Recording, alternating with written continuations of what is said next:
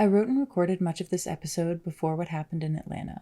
I talk a lot in this video about how portrayals of mental illness on screen contribute to the way people understand the mentally ill as violent and one step away from acting on that impulse. The narrative around the murderer as someone who is mentally ill and just had a bad day is disgusting. People with mental illnesses are not murderers waiting to happen when they wake up on the wrong side of the bed. He was a racist and killed those people in an act of hate. Do not shift sympathy onto him, the person who murdered 8 people, by trying to justify it as a side effect of mental illness.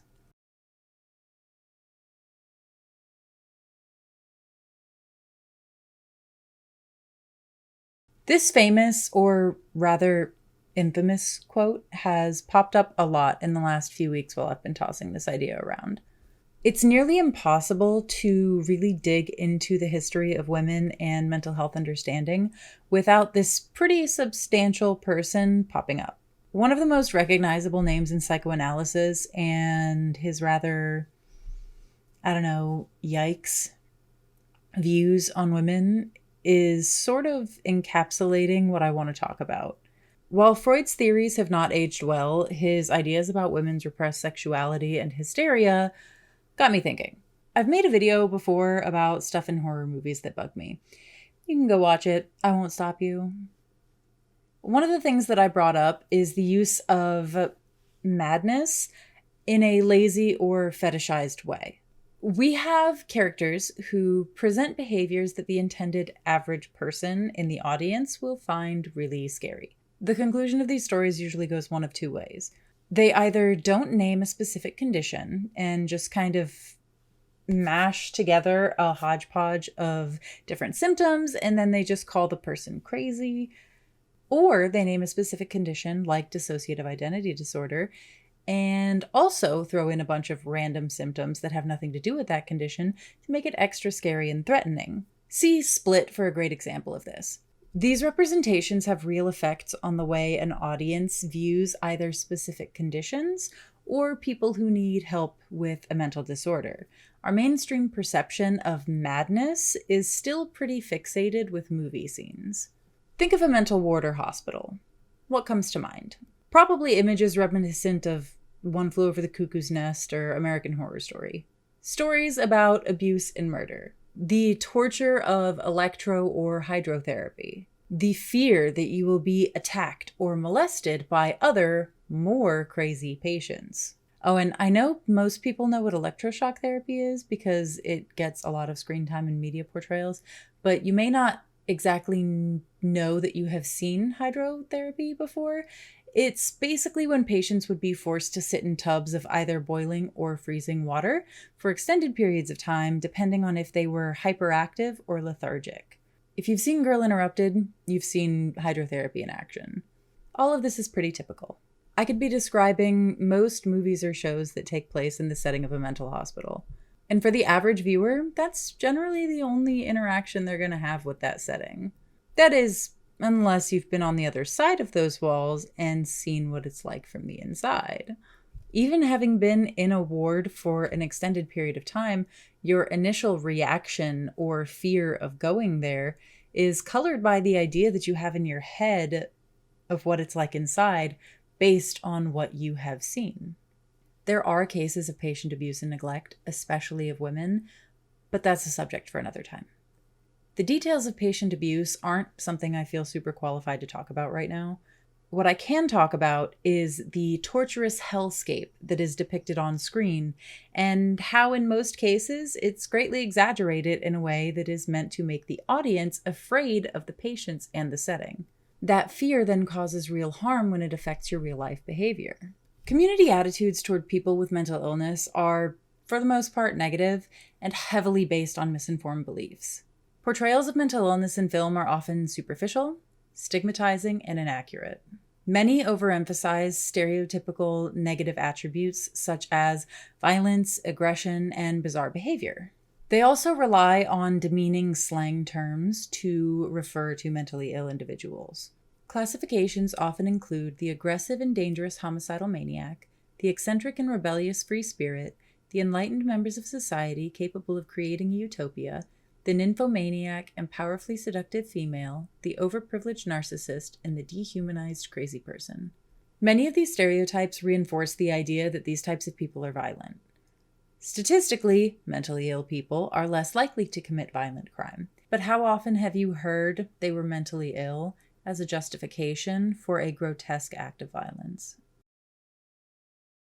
The two movies I want to talk about today are some that, through the years, have stuck out as problematic faves, I guess.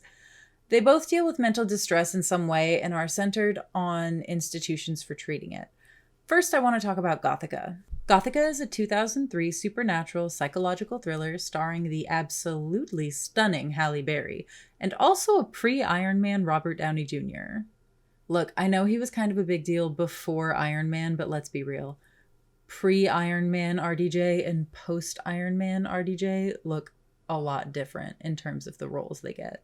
Halle Berry plays Dr. Miranda Gray, a psychiatrist working in the women's ward of Woodward Penitentiary. She's texting and driving during a rainstorm and runs off the road trying to avoid a girl who suddenly appears in front of her. The ghost touches her, she's engulfed in flames, and blacks out. She wakes up days later with a dead husband and no memory. Robert Downey Jr. is her colleague, Dr. Pete Graham. He tries to get the story from Miranda because she is the prime suspect in her husband's murder. Supernatural shenanigans ensue, with Miranda being led around and also beaten up by the ghost girl, who she discovers is the dead daughter of another colleague. A former patient and now fellow inmate, Chloe, gets touchy-feely with the good doctor.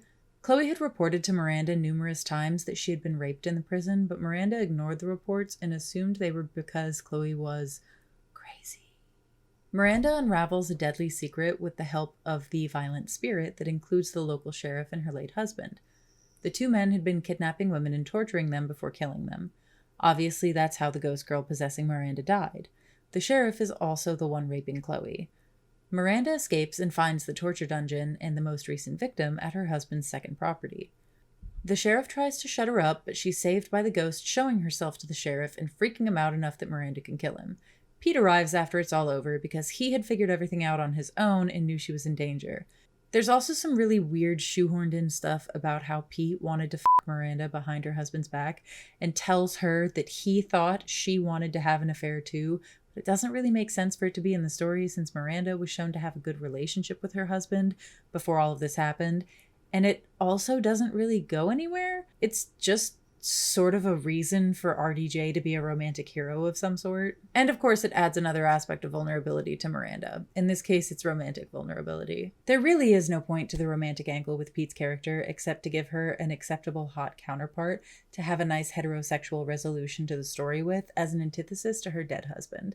There are two things that constantly recur in the movie that help to reinforce negative ideas regarding mental health. The first thing is the constant shaming of medication as a treatment. In movies, the more dramatic option is usually to show someone getting electro or hydrotherapy and then erroneously showing them behaving like a zombie afterward. Medication isn't quite as sexy, so when it's shown, it's usually to vehemently reinforce how these patients don't need this medication. Miranda is shown to be the good doctor who doesn't want her patients' medications to be increased. We're never told what the medications are, or what the original dose is, just that all of these medications are too damn high and they're being increased by so much. I don't know about you, but I've had to in the past and still do take various meds for a variety of reasons. Typically, you're started off at a very low dose and that dose is increased as it is shown to be ineffective.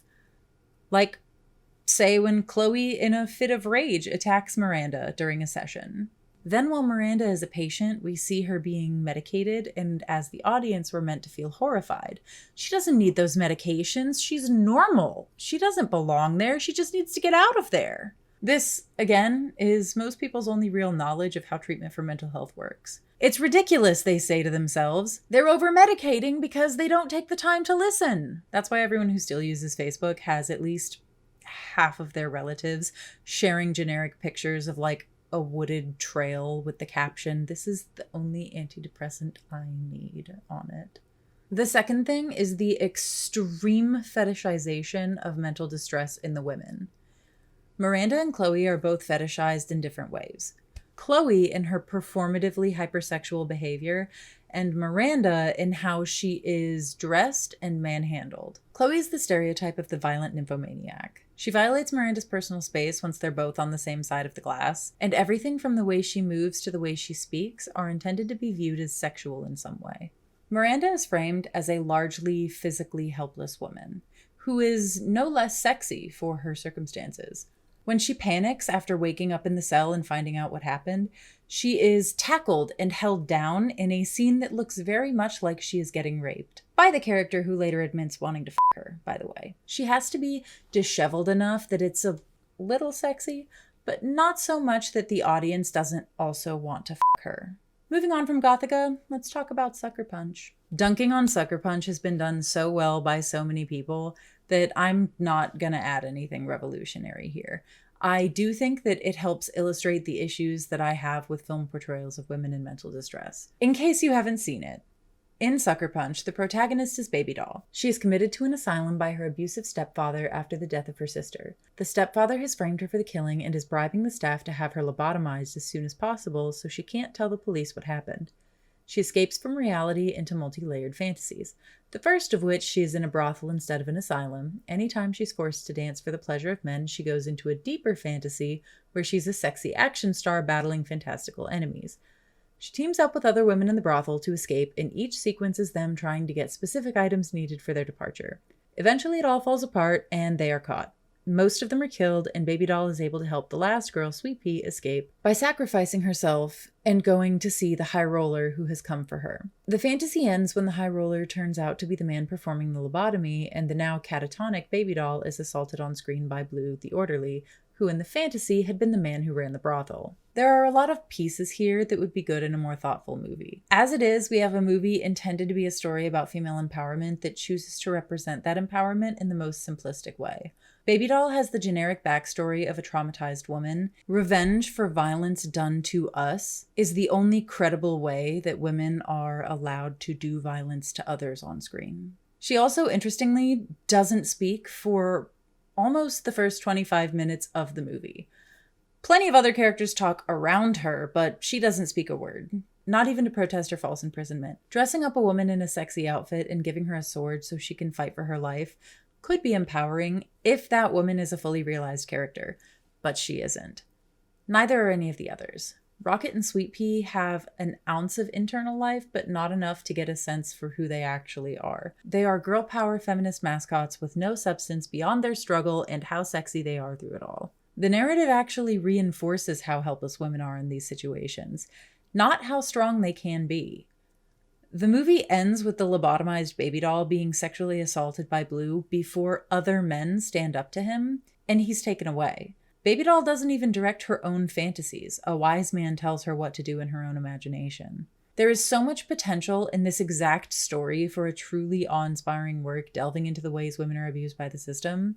But to do that, you need to actually unpack the things that you bring up instead of reinforcing them. Or hell, at least give the characters an arc instead of making them flat and undeveloped. Baby Doll is being silenced by having her lobotomy. How? She was already silent. The aesthetics of madness are presented to us as the sexy but tragic reality for these women, but nothing is done with it.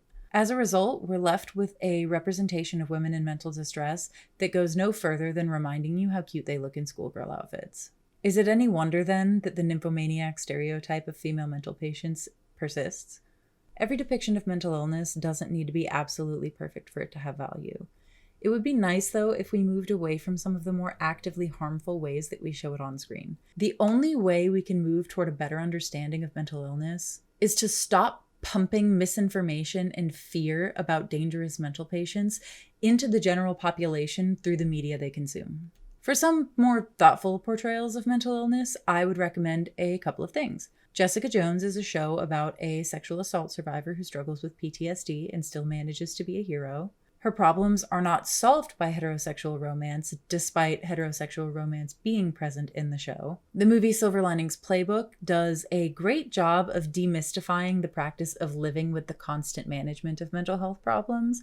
I have weird personal problems with the way the romance is framed in that movie, but that doesn't take away from it too much for me. That is all for today. If you noticed any weird cuts, well, more weird cuts than usual, it's because I'm cutting out all of the times I had to stop for a coughing fit. It's been a rough few weeks. Thank you for watching. If you have made it this far, please consider leaving me a crumb of validation by liking the video, and subscribe if you would like to see more from me. I have been backed up a lot because of school and being extremely sick the last few weeks, so it's taking me much longer than normal to get something out. If you want to see some behind the scenes stuff and get more updates on what's coming next, then head to my Patreon at patreon.com/writingwomen. Thank you to my current Thank you to my current patrons for paying for my Theraflu all of this month. Mary Doc Brandy Buck, Ms. Psycho, Amy Chu, aka The Doctor, Lord Butterbutt, Bruce, Red, Kirsten, Olivia, and Mark. Thank you for watching. Bye bye.